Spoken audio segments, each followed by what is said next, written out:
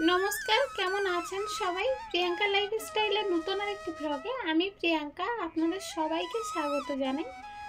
আজ দিনটা ছিল বুধবার আর এখনই সকাল 7:30টার মতো বাজে। এখন থেকেই ব্লগটা শুরু করছি, তবে পুরো ব্লগটা প্লিজ স্কিপ না করে দেখবেন, আশা করছি খুবই ভালো লাগবে। তৃষ্ণা কয়েকদিন ধরে বলছিল রুটিতে বাটার মাখিয়ে খাবে, সেই জন্য তৃষ্ণার বাবা হাঁটতে গিয়ে এই রুটিটা এনেছিল আর আমি বাইরে কাজ করছিলাম বলে উনি নিজেই কেটে এখন এটা আগুনে ছেঁকে নিচ্ছে। আসলে বাড়িতে বাটা ঘি এগুলো খুব একটা খাওয়া হয় না, তৃষ্ণার বাবা তো খায় না আর আমিও খাই না। মাঝে মধ্যেই তৃষ্ণা একটু অর্ধ খায়, যদি বাড়িতে আনা হয় তবে খায়।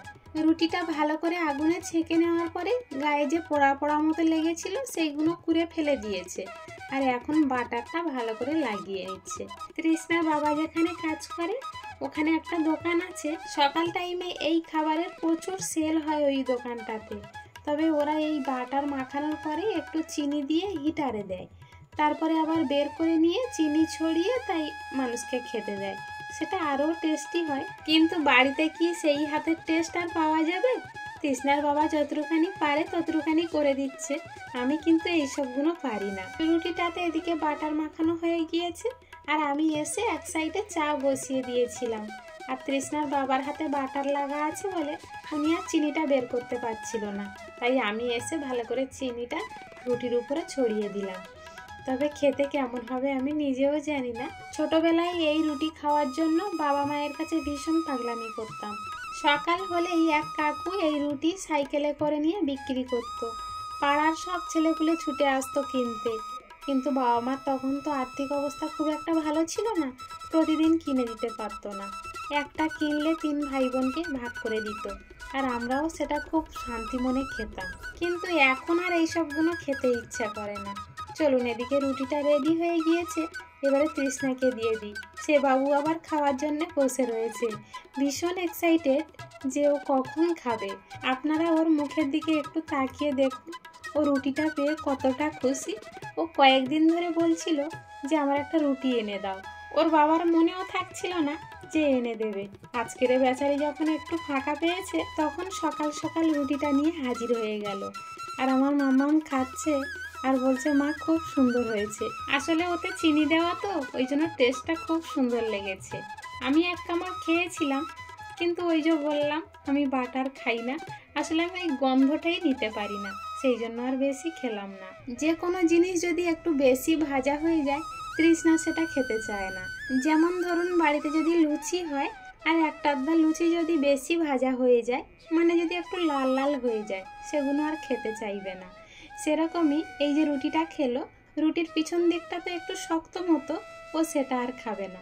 তাই আমাকে বারবার বলছিল মা তুমি খাও, কিন্তু আমি তো খাবো না, তাই আমি ফেলে দিতে বললাম। অনেক দিন পরে তৃষ্ণার বাবা আজকের একটু মাংস এনে দিল আর সেটাই এখন রান্না করছি।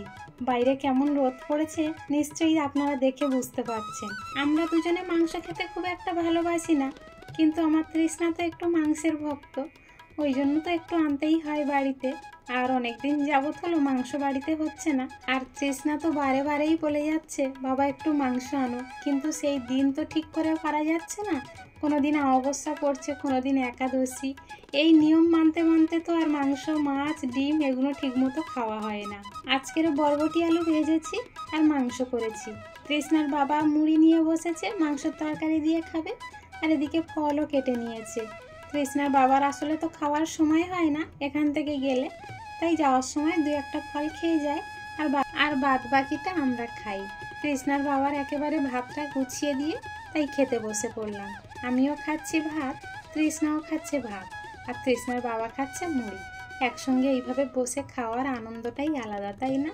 আমরা সকালবেলাটা একসঙ্গে খাওয়ার সময় পাই, তবে আবার সব সময় হয়ে ওঠে না। তবে দুপুরে তো কোনোদিন আমরা 3 জনে একসঙ্গে খেতে পারি না, ওর বাবা তো মোটেও খেতে পারে না আমাদের সাথে।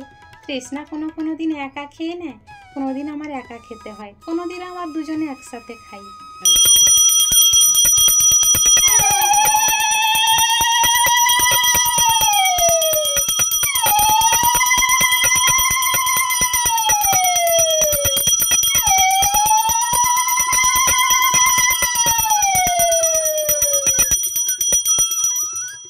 সব কাজ সেরে স্নান করে এসে ঠাকুর ঘরের পুজোটাও দিয়ে নিলাম, আর আমার গোপাল সোনাকেও খেতে দিয়েছি। কিন্তু আমার ঘরের রাধারানীকে তো এখনো খেতে দিতে পারিনি, তারও খিদে পেয়েছে।